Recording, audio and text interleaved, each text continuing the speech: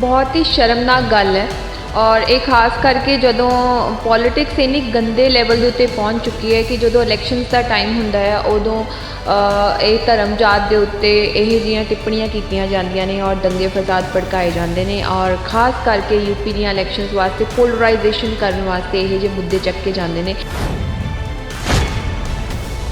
दूजे पासे बेटी पढ़ाओ बेटियां नूं पढ़ा रहे हैं तो नाल दूजे पासे इस तरह के कमेंट आ रहे।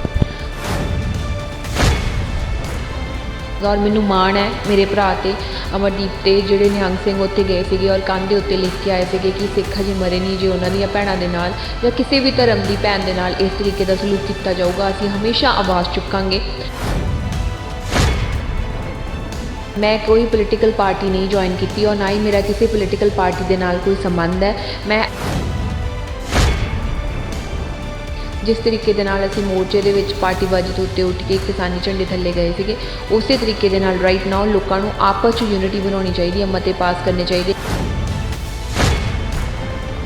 हिजाब पहनना कोई गलत गल थोड़ा ना है, सिर ढकदे उवें भी हुण भी मैं सिर ढक्या तो वो भी सिर ढकदे मूँह ढकदे मास्क अजकल करोना चल रहा तो मास्क हर कोई पा रहा है तो ये कोई वड्डी गल है, ये कोई इज्जत मान वाली गल है। ये कोई मैं जाके उत्थे कोई गलत काम तो नहीं कर रही, चंगा काम कर रही हूँ और उन्होंने कल्चर नूं प्रमोट कर रही हूँ।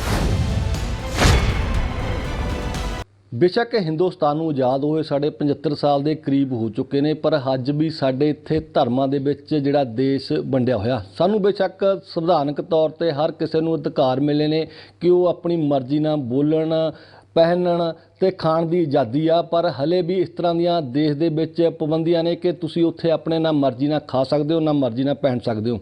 मामला हुण कर्नाटक दा जिथे एक हिसाब नूं लैके किस तरह का हंगामा होया पूरे हिंदुस्तान दे विच घटना की निंदा की गई।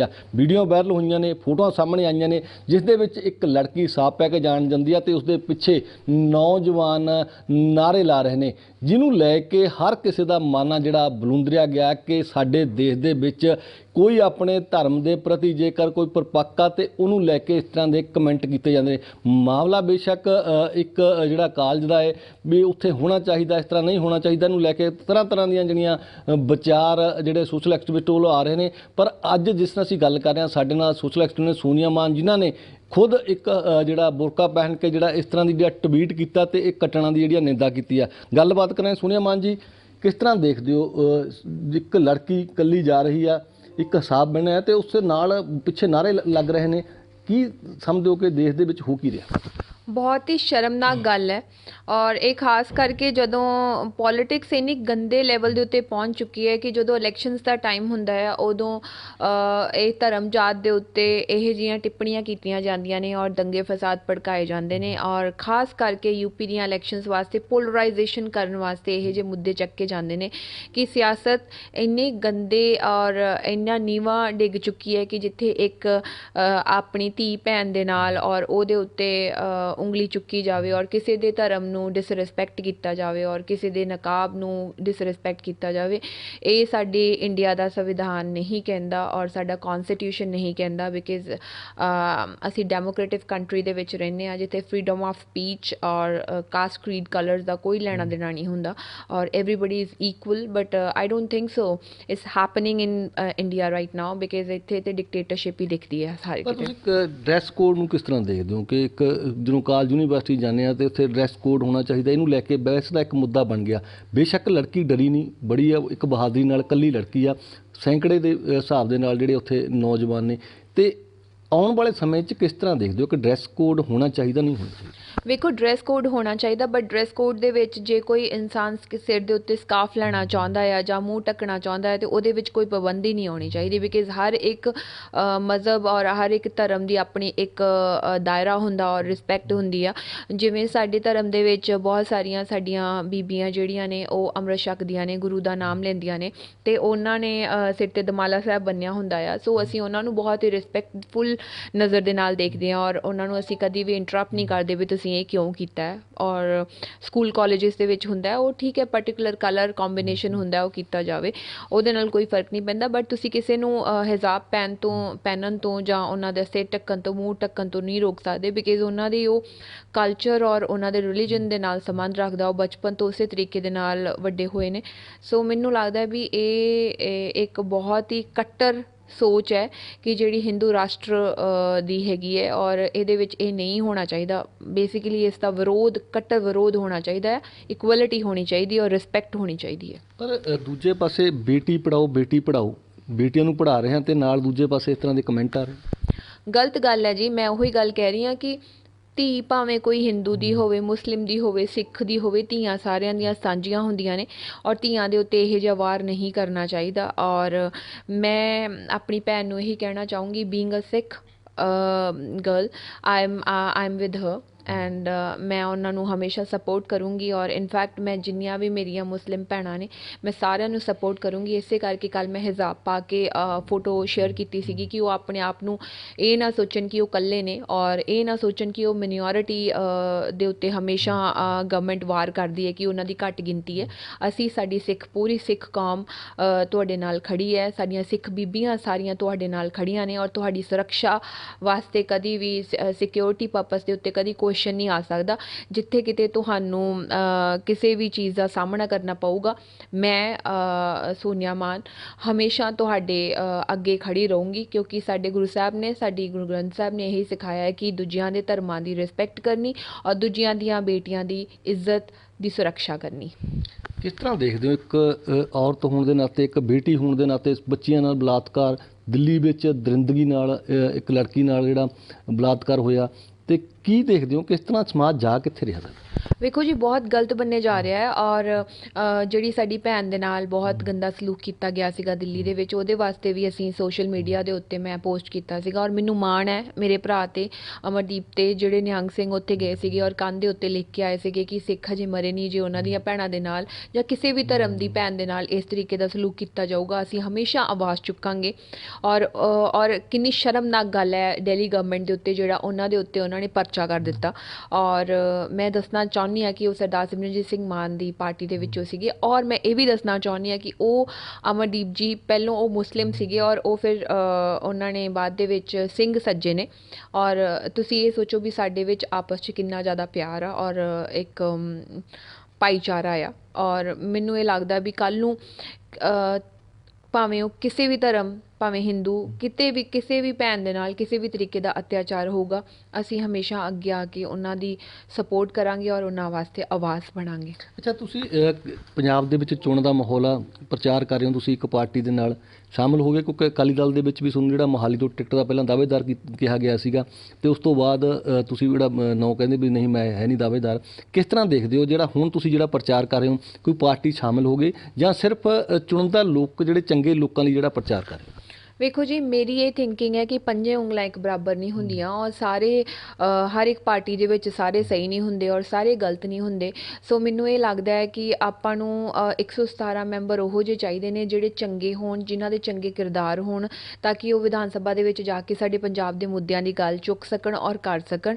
ਸੋ ਮੇਰਾ ਮੰਨਣਾ ਇਹ ਹੈ ਵੀ ਮੈਂ ਚੰਗੇ ਕਿਰਦਾਰਾਂ ਦੀ ਸਪੋਰਟ ਕਰਾਂ, ਚੰਗੇ ਲੋਕਾਂ ਦੀ ਸਪੋਰਟ ਕਰਾਂ। ਔਰ ਮੈਂ ਕੋਈ ਪੋਲੀਟੀਕਲ ਪਾਰਟੀ ਨਹੀਂ ਜੁਆਇਨ ਕੀਤੀ ਔਰ ਨਾ ਹੀ ਮੇਰਾ ਕਿਸੇ ਪੋਲੀਟੀਕਲ ਪਾਰਟੀ ਦੇ ਨਾਲ ਕੋਈ ਸੰਬੰਧ ਹੈ। ਮੈਂ ਐਜ਼ ਅ ਸੋਸ਼ਲ ਐਕਟਿਵਿਸਟ ਮੈਂ ਇੱਕ ਚੰਗੇ ਲੋਕਾਂ ਦੀ ਸਪੋਰਟ ਕਰ ਰਹੀ ਹਾਂ। ਔਰ ਮੈਂ ਸਰਦਾਰ ਸਿਮਰਨਜੀਤ ਸਿੰਘ ਮਾਨ ਅਮਰਗੜ੍ਹ ਤੋਂ ਉਹਨਾਂ ਦੀ ਕੈਂਪੇਨ ਕਰਨ ਗਈ ਸੀਗੀ ਔਰ ਕਰਨ ਜਾਊਂਗੀ ਵੀ।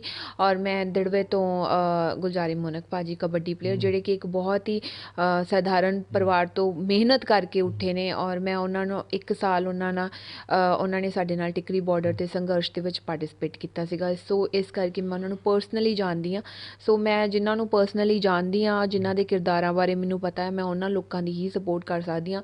ਜਿਨ੍ਹਾਂ ਬਾਰੇ ਮੈਨੂੰ ਪਤਾ ਹੀ ਨਹੀਂ ਤੇ ਮੈਂ ਕੱਲ੍ਹ ਨੂੰ ਉਹਦੀ ਜ਼ਿੰਮੇਵਾਰੀ ਚੱਕ ਲਾਂ ਔਰ ਉਹ ਇਨਸਾਨ ਕੱਲ੍ਹ ਨੂੰ ਰੇਤ ਮਾਫੀਆ ਕਰੇ ਜਾਂ ਫਿਰ ਕਰਪਸ਼ਨ ਕਰੇ ਜਾਂ ਸ਼ਰਾਬ ਵੰਡੇ। ਔਰ ਖਾਸ ਕਰਕੇ ਇਹ 2 ਹਲਕਿਆਂ ਦੇ ਵਿੱਚ ਸ਼ਰਾਬ ਬਿਲਕੁਲ ਨਹੀਂ ਵੰਡੀ ਜਾਊਗੀ ਇਲੈਕਸ਼ਨ ਦੇ ਦੌਰਾਨ। ਸੋ ਇਸ ਕਰਕੇ ਮੈਂ ਉਹਨਾਂ ਨੂੰ ਸਪੋਰਟ ਕਰਦੀ ਹਾਂ। ਅੱਛਾ, ਚੋਣਾਂ ਦੇ ਵਿੱਚ ਮਹਿਲਾਵਾਂ ਦੀ ਸੁਰੱਖਿਆ ਨੂੰ ਲੈ ਕੇ ਕੋਈ ਮੁੱਦੇ ਬਾਰੇ ਜਾ ਰਹੇ ਨੇ, ਜਾਂ ਇੱਕ ਦੂਜੇ ਦੇ ਚਿੱਕੜ ਜ਼ਿਆਦਾ ਉਛਾਲਿਆ ਜਾ ਰਿਹਾ, ਤੂੰ ਨਹੀਂ ਮੈਂ ਤੈਨੂੰ ਦੇਖ ਲੂੰ, ਉਹ ਆ ਗਿਆ ਜੀ, ਫਲਾਨਾ ਆ ਗਿਆ, ਇਸ ਤਰ੍ਹਾਂ ਦੇ ਜਿਹੜੇ ਬਿਆਨ ਸਿੱਧੇ ਸਿੱਧੇ ਨੇ, ਤੁਹਾਨੂੰ ਲੱਗਦਾ ਕਿ ਚੋਣਾਂ ਦੇ ਵਿੱਚ ਜਿਹੜੀਆਂ ਮਹਿਲਾਵਾਂ ਨੂੰ ਸੁਰੱਖਿਆ ਨੂੰ ਲੈ ਕੇ ਕਿਸੇ ਨੇ ਕੋਈ ਮੁੱਦਾ ਜਿਹੜਾ ਉਭਾਰਿਆ ਹੋਵੇ?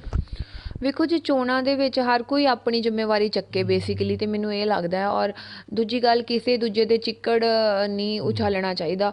ਮੈਨੂੰ ਲੱਗਦਾ ਹੈ ਕਿ ਸਾਰਿਆਂ ਨੂੰ, ਸਾਰੇ ਲੋਕੀ ਜ਼ਿਆਦਾਤਰ ਤੇ ਸਮਝਦਾਰੀ ਆ ਵੀ ਕੌਣ ਕਿਸ ਤਰ੍ਹਾਂ ਦੀ ਇਮੇਜ ਦਾ ਮਾਲਕ ਹੈ ਔਰ ਕੀ ਕਰ ਰਿਹਾ। ਬਾਕੀ ਆਪਣੇ ਮੁੱਦਿਆਂ ਦੀ ਗੱਲ ਕਰਨੀ ਚਾਹੀਦੀ ਹੈ ਕਿ ਤੁਸੀਂ ਕਿਹੜੇ ਮੁੱਦੇ ਪੰਜਾਬ ਵਾਸਤੇ ਲੈ ਕੇ ਆ ਸਕਦੇ ਹੋ, ਔਰ ਤੁਸੀਂ ਪੰਜਾਬ ਦੀ ਡਿਵੈਲਪਮੈਂਟ ਕਿਵੇਂ ਕਰ ਸਕਦੇ ਹੋ, ਜਾਂ ਡਿਵਰਸੀਫਿਕੇਸ਼ਨ ਆਫ ਕ੍ਰੌਪਸ ਦੀ ਗੱਲ ਕਰ ਸਕਦੇ ਹੋ। ਇਹ ਸਾਰੀਆਂ ਗੱਲਾਂ ਤੁਹਾਨੂੰ ਕਰਨੀਆਂ ਚਾਹੀਦੀਆਂ ਆ। ਬਾਕੀ ਲੋਕਾਂ ਨੂੰ ਪਾਰਟੀਬਾਜ਼ੀ ਤੋਂ ਉੱਤੇ ਉੱਠ ਕੇ ਚੰਗੇ ਲੋਕਾਂ ਦੀ ਸਪੋਰਟ ਕਰਨੀ ਚਾਹੀਦੀ ਹੈ। ਇਹ ਨਹੀਂ ਵੇਖਣਾ ਚਾਹੀਦਾ ਕਿ ਇਕੱਲਾ ਮੁੱਖ ਚਿਹਰਾ ਜੀ ਇਹ ਹੈ ਸੀਐਮ ਤੇ ਅਸੀਂ ਇਹਨੂੰ ਹੀ ਵੋਟ ਪਾ ਦਈਏ। ਨਹੀਂ, ਲੋਕਾਂ ਨੂੰ ਆਪਣੀ ਥੋੜ੍ਹੀ ਥਿੰਕਿੰਗ ਚੇਂਜ ਕਰਨੀ ਚਾਹੀਦੀ ਹੈ। ਜਿਸ ਤਰੀਕੇ ਦੇ ਨਾਲ ਅਸੀਂ ਮੋਰਚੇ ਦੇ ਵਿੱਚ ਪਾਰਟੀਬਾਜ਼ੀ ਤੋਂ ਉੱਤੇ ਉੱਠ ਕੇ ਕਿਸਾਨੀ ਝੰਡੇ ਥੱਲੇ ਗਏ ਸੀਗੇ, ਉਸੇ ਤਰੀਕੇ ਦੇ ਨਾਲ ਰਾਈਟ ਨਾਓ ਲੋਕਾਂ ਨੂੰ ਆਪਸ 'ਚ ਯੂਨਿਟੀ ਬਣਾਉਣੀ ਚਾਹੀਦੀ ਹੈ, ਮਤੇ ਪਾਸ ਕਰਨੇ ਚਾਹੀਦੇ ਵੀ ਇਸ ਹਲਕੇ ਤੋਂ ਇਹ ਬੰਦੇ ਨੂੰ ਅਸੀਂ ਸਪੋਰਟ ਕਰੀਏ, ਬਜਾਏ ਕਿ ਇੱਕ ਘਰ ਅਕਾਲੀ ਹੈ ਜਾਂ ਦੂਜਾ ਕਾਂਗਰਸੀ ਹੈ ਜਾਂ ਤੀਜਾ ਆਪ ਹੈ। ਇਹਨਾਂ ਸਾਰਿਆਂ ਨੂੰ ਆਪਸ 'ਚ ਨਹੀਂ ਲੜਨਾ ਚਾਹੀਦਾ ਇੱਕ ਚੋਰ ਦੀ ਸਪੋਰਟ ਕਰਨ ਵਾਸਤੇ। ਆਪਸ 'ਚ ਮਿਲ ਕੇ ਇੱਕ ਚੰਗੇ ਬੰਦੇ ਦੀ ਚੋਣ ਕਰਨੀ ਚਾਹੀਦੀ ਹੈ, ਉਹ ਭਾਵੇਂ ਜਿਹੜੀ ਮਰਜ਼ੀ ਪਾਰਟੀ ਦਾ ਹੋਵੇ। ਅੱਛਾ, ਤੁਸੀਂ ਫਿਰ ਕੱਲ੍ਹ ਨੂੰ ਜਿਹੜਾ ਕਿਸ ਤਰ੍ਹਾਂ ਦਾ ਉੱਥੇ ਜਿਹੜਾ ਪ੍ਰੋਗਰਾਮ ਕਰ ਰਹੇ ਹੋ, ਜਿਹੜਾ ਲੜਕੀ ਦੇ ਪੱਖ ਦੇ ਵਿੱਚ ਕਿਸ ਤਰ੍ਹਾਂ, ਜਿਹੜਾ ਅਮਰਗੜ੍ਹ ਹਲਕੇ ਜਾ ਰਹੇ ਹੋ ਜਾਂ ਇਕੱਲਾ ਮਰੀਕ ਕੋਲੇ ਜਾ ਰਹੇ ਹੋ, ਅਤੇ ਕਦੋਂ ਦਾ ਤੁਹਾਡਾ ਪ੍ਰੋਗਰਾਮ ਹੈ? ਵੇਖੋ, ਅੱਜ ਸ਼ਾਮ ਨੂੰ ਮੈਂ ਅਮਰਗੜ੍ਹ ਜਾਊਂਗੀ ਔਰ ਉੱਥੇ ਸਰਦਾਰ ਸਾਹਿਬ ਦੇ ਨਾਲ ਪ੍ਰੋਗਰਾਮ ਸਾ ਪਿੰਡਾਂ ਦੇ ਵਿੱਚ, ਬਟ ਮੈਂ ਉੱਥੋਂ ਦੀਆਂ ਬੀਬੀਆਂ ਦੇ ਨਾਲ ਗੱਲਬਾਤ ਕਰਕੇ ਔਰ ਜੋ ਉਹਨਾਂ ਨੂੰ ਇੱਕ ਮੇਰੇ ਵੱਲੋਂ ਇੱਕ ਵਿਸ਼ਵਾਸ ਪੰਜਾਬ ਦੀ ਧੀ ਹੋਣ ਦੇ ਨਾਤੇ, ਔਰ ਮੈਂ ਉਹਨਾਂ ਨੂੰ ਦਿਵਾਊਂਗੀ ਕਿ ਅਸੀਂ ਤੁਹਾਡੇ ਨਾਲ ਖੜ੍ਹੇ ਹਾਂ। ਸਾਡੇ ਹੁੰਦਿਆਂ ਹੋਇਆਂ ਕਦੀ ਵੀ ਕਿਸੇ ਵੀ ਤਰੀਕੇ ਦੇ ਨਾਲ ਕੋਈ ਵੀ ਤੁਹਾਨੂੰ ਮਿਨੋਰਿਟੀ ਨਹੀਂ ਗਿਣਾ ਸਕਦਾ, ਤੁਹਾਨੂੰ ਇਹ ਨਹੀਂ ਕਹਿ ਸਕਦਾ ਵੀ ਤੁਸੀਂ ਘੱਟ ਗਿਣਤੀ ਦੇ ਵਿੱਚ ਹੋ, ਤੁਹਾਡੇ ਨਾਲ ਕੋਈ ਗਲਤ ਕਰ ਸਕੇ। ਨਹੀਂ, ਤੁਸੀਂ ਭਾਰਤ ਦੇਸ਼ ਦੇ ਵਿੱਚ ਰਹਿੰਦੇ ਹੋ ਔਰ ਇੰਡੀਆ ਸਾਰਿਆਂ ਦੀ ਸਾਂਝੀ ਕੰਟਰੀ ਹੈ ਔਰ ਇੱਥੇ ਸਾਰਿਆਂ ਨੂੰ ਇਕੁਅਲ ਅਧਿਕਾਰ ਦਿੱਤੇ ਜਾਣਗੇ, ਸਾਰਿਆਂ ਨੂੰ ਇਕੁਅਲ ਰਿਸਪੈਕਟ ਦਿੱਤੀ ਜਾਊਗੀ। ਅਸੀਂ ਤੁਹਾਡੇ ਨਾਲ ਆ ਔਰ ਤੁਹਾਡੀ ਕੋਈ ਵੀ ਆਉਣ ਵਾਲੀ ਮੁਸੀਬਤ ਸਭ ਤੋਂ ਪਹਿਲਾਂ ਅਸੀਂ ਆਪਣੇ ਉੱਤੇ ਲਵਾਂਗੇ, ਫਿਰ ਉਹ ਤੁਹਾਡੇ ਤੱਕ ਪਹੁੰਚੂਗੀ। ਅੱਛਾ, ਸਿੰਪਲ ਡਰੈਸ ਜਾ ਰਹੇ ਹੋ ਜਾਂ ਮੈਸੇਜ ਦੇ ਰਹੇ ਹੋ ਕਿ ਬੁਰਕਾ ਪਹਿਨ ਕੇ ਜਾ ਰਹੇ ਹੋ? ਵੇਖੋ ਜੀ, ਸਾਡੀਆਂ ਭੈਣਾਂ ਨੇ ਔਰ ਮੈਂ ਕੱਲ੍ਹ ਵੀ ਹਿਜਾਬ ਪਾਇਆ ਸੀਗਾ ਔਰ ਉਹਨਾਂ ਵਾਸਤੇ ਮੈਂ ਹਿਜਾਬ ਦੇ ਵਿੱਚ ਹਿਜਾਬ ਵੀ ਪਾਊਂਗੀ, ਤਾਂ ਕਿ ਇਹ ਮੈਂ ਰਿਪਰੈਜ਼ੈਂਟ ਕਰ ਸਕਾਂ ਕਿ ਮੈਂ ਵੀ ਤੁਹਾਡੇ ਵਿੱਚੋਂ ਹੀ ਹਾਂ ਔਰ ਤੁਸੀਂ ਸਾਡੇ ਵਿੱਚੋਂ ਹੋ। ਅਸੀਂ ਇੱਕ ਹੀ ਰੰਗ ਦੇ ਰਲੇ ਮਿਲੇ ਹਾਂ ਔਰ ਸਾਡੇ ਵਿੱਚ ਤੁਹਾਡੀ ਇੱਜ਼ਤ 'ਚ ਅਤੇ ਸਾਡੀ ਇੱਜ਼ਤ 'ਚ ਕੋਈ ਫਰਕ ਨਹੀਂ ਹੈਗਾ। ਜੇ ਤੁਹਾਡੀ ਇੱਜ਼ਤ 'ਤੇ ਕੋਈ ਉਂਗਲੀ ਚੁੱਕੂਗਾ ਤਾਂ ਓਨਾ ਹੀ ਗਹਿਰਾ ਜ਼ਖਮ ਸਾਡੇ ਉੱਤੇ ਵੀ ਆਊਗਾ। ਸੋ ਇਹ ਸਾਡੀ ਇੱਕ ਯੂਨਿਟੀ ਦਾ ਪ੍ਰਤੀਕ ਹੋਊਗਾ। ਤੁਹਾਨੂੰ ਕੀ ਲੱਗਦਾ ਕਿ ਇਹਦੇ ਨਾਲ ਕੋਈ ਵਿਵਾਦ ਨਵਾਂ ਤਾਂ ਨਹੀਂ ਖੜ੍ਹਾ, ਕਿਉਂਕਿ ਤੁਸੀਂ ਇੱਕ ਸਿੱਖ ਧਰਮ ਦੇ ਨਾਲ ਸੰਬੰਧ ਰੱਖਦੇ ਹੋ, ਮਾਨ ਤੁਹਾਡਾ ਗੋਤ ਵੀ ਆ, ਤੁਹਾਡੇ ਫਾਦਰ ਵੀ ਕਾਮਰੇਡ ਰਹੇ ਨੇ, ਪੰਥਕ ਜਿਹੜੇ ਤੁਹਾਡੇ ਪਰਿਵਾਰ ਦੇ ਵਿੱਚ ਜਿਹੜੀ ਸੋਚ ਰਹੀ ਆ, ਤੇ ਤੁਹਾਨੂੰ ਲੱਗਦਾ ਕਿ ਜੇ ਹਿਸਾਬ ਪੈਣ ਦੇ ਨਾਲ ਜਿਹੜਾ ਥੋੜ੍ਹਾ ਜਿਹਾ ਵਿਵਾਦ ਵੀ ਹੋ ਸਕਦਾ? ਵਿਵਾਦ ਕਾਹਦਾ ਜੀ, ਹਿਸਾਬ ਪੈਣ ਨਾਲ ਕੋਈ ਗਲਤ ਗੱਲ ਥੋੜ੍ਹਾ ਨਾ। ਸਿਰ ਢੱਕਦੇ ਆ, ਉਵੇਂ ਵੀ ਹੁਣ ਵੀ ਮੈਂ ਸਿਰ ਢੱਕਿਆ ਤੇ ਉਹਦੇ 'ਚ ਵੀ ਸਿਰ ਢੱਕਦੇ ਆ, ਮੂੰਹ ਢੱਕਦੇ ਆ। ਉਹ ਮਾਸਕ ਅੱਜ ਕਰੋਨਾ ਚੱਲ ਰਿਹਾ ਤੇ ਮਾਸਕ ਹਰ ਕੋਈ ਪਾ ਰਿਹਾ ਹੈ। ਸੋ ਇਹ 'ਚ ਕੋਈ ਵੱਡੀ ਗੱਲ ਹੈ, ਇਹ ਕੋਈ ਇੱਜ਼ਤ ਮਾਣ ਵਾਲੀ ਗੱਲ ਹੈ। ਇਹ ਕੋਈ ਮੈਂ ਜਾ ਕੇ ਉੱਥੇ ਕੋਈ ਗਲਤ ਕੰਮ ਤਾਂ ਨਹੀਂ ਕਰ ਰਹੀ, ਚੰਗਾ ਕੰਮ ਕਰ ਰਹੀ ਹਾਂ ਔਰ ਉਹਨਾਂ ਦੇ ਕਲਚਰ ਨੂੰ ਪ੍ਰਮੋਟ ਕਰ ਰਹੀ ਹਾਂ। It's fine. ਉਹੀ ਤਾਂ ਮੈਂ ਗੱਲ ਕੀਤੀ ਹੈ, ਬਹੁਤ ਡੀਪ ਗੱਲ ਕੀਤੀ ਹੈ ਕਿ ਜੇ ਉਹਨਾਂ ਦੀ ਕੋਈ ਇੱਜ਼ਤ 'ਤੇ ਆਂਚ ਆਉਂਦੀ ਹੈ ਤਾਂ ਉਹਦਾ ਡੀਪ ਇੰਪੈਕਟ ਸਾਡੇ ਉੱਤੇ ਵੀ ਪੈਂਦਾ ਹੈ। ਸੋ ਇਹ ਸਾਡੀ ਇੱਕ ਯੂਨਿਟੀ ਦਾ ਪ੍ਰਤੀਕ ਹੈ ਔਰ ਉਹਨਾਂ ਨੂੰ ਇਹ ਵਿਸ਼ਵਾਸ ਦਿਵਾਉਣਾ ਔਰ ਉਹਨਾਂ ਦੇ ਕੌਨਫੀਡੈਂਸ ਲੈਵਲ ਬਿਲਡ ਅਪ ਕਰਨਾ ਕਿ ਅਸੀਂ ਤੁਹਾਡੇ ਨਾਲ ਖੜ੍ਹੇ ਹਾਂ। ਅਤੇ ਉਹਦੇ ਵਿੱਚ ਕੱਲ੍ਹ ਨੂੰ ਜੇ ਸਾਡੀ ਸਿੱਖ ਬੀਬੀ 'ਤੇ ਕੁਛ ਹੋਊਗਾ ਤਾਂ ਮੈਂ ਇਹ ਐਕਸਪੈਕਟ ਕਰਦੀ ਹਾਂ ਕਿ ਸਾਡੀਆਂ ਭੈਣਾਂ ਸਾਡੇ ਨਾਲ ਖੜ੍ਹੀਆਂ ਹੋਣਗੀਆਂ ਔਰ ਸਾਡੇ ਵਿੱਚ ਕੋਈ ਅੰਤਰ ਨਹੀਂ ਹੋਊਗਾ। ਉਹ ਵੀ ਤਾਂ ਸਾਡੇ ਲਿਬਾਸ ਪਾਉਂਦੀਆਂ ਨੇ।